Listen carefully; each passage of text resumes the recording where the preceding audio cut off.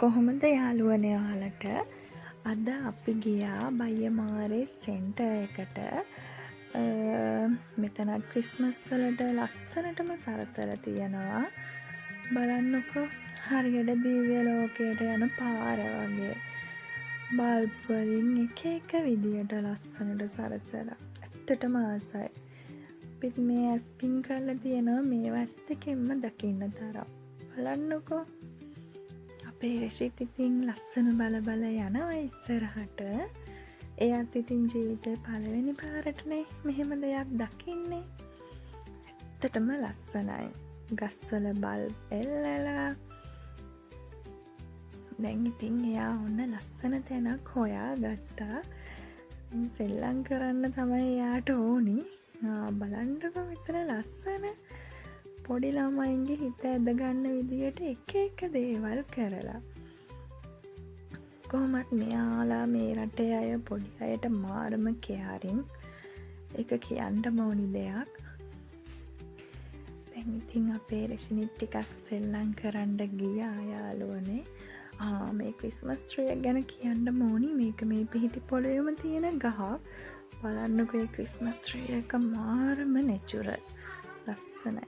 එහැයින් ඉන්නවා නත්තල් සීය කෙනෙකුට ලොකුවට හදලා. ඉතහා පැත්තෙන් ස්නෝමෑන් කෙනෙක් ඉන්නවා. හැබැයි ඒක වීඩියෝ එකට හරියට පේන්නේ නෑ. මේ බලන්න මේ චූටි බබා මේකත් එක්ක කොච්චර විනෝද වෙනවද. ඇත්තටම මෙයාලා ළමයි ටාගට් කරලා ගොඩාක් දේවල් කරනවා. ඊට පස්සේ කට්ටියන්ට සීතල යන්න චූටි ගිනි මැල ගහලා ඒව දෙපැත්තේ වාඩි වෙලා ඉන්නත් හදලා තිබුණා. ඊට පස්සේ එක විදිහේ ඩෙකෝස් තියෙන පොඩි කඩවල් තිබුණා. එක විදිහට අයිටම් තියෙන.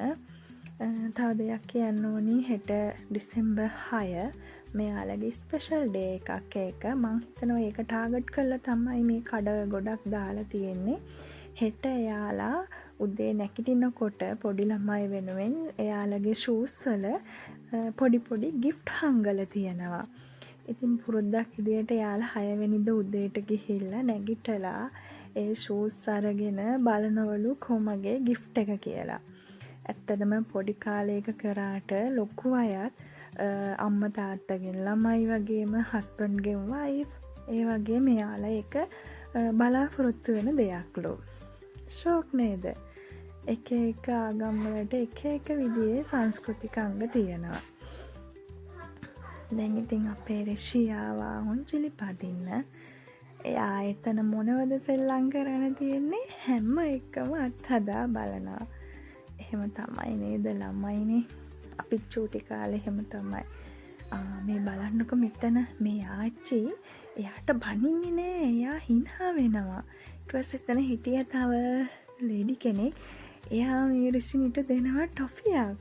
එයාලා දෙන්න මෙයාට ආසයි කියනවා. කොච්චර සතුටුද නේද? දන්නේ නැති රටකට ඇවිල්ලා ඒ විදිහේ දෙයක් අහනකොට අම්මා විදියට මටත් සතුටුයි. තව මේ තියෙන අයිටම් තියෙන කඩයක්. මමත් මේ ගැන දැනගෙන හිටියේ නැහැ. මට රෂීගේ ටීචර් තමයි මේ විස්තරය කිව්වේ. හෙට යාලා තෑගි දෙන දවස කියලා. බලන්නකො මේ චෙයා එකේ ලස්සන. එයාට ඉතින් ෆොටෝ ගන්න ඉන්න කිව්වම ඔන්න ඔහොම තමයි එයාගේ රියැක්ෂන්ස්. හැමදාම මං හරි ආසයි එයාගේ ෆොටෝස් ගන්නේ නැතුව ඒක වීඩියෝ කරන්න. මං හිතනවා ඒක ෆොටෝස් එකකට වඩා මට ලොකු මෙමරියක් වේවි. එයා ලොකු වුණු දවසක. මගේ හුරුතලීනේ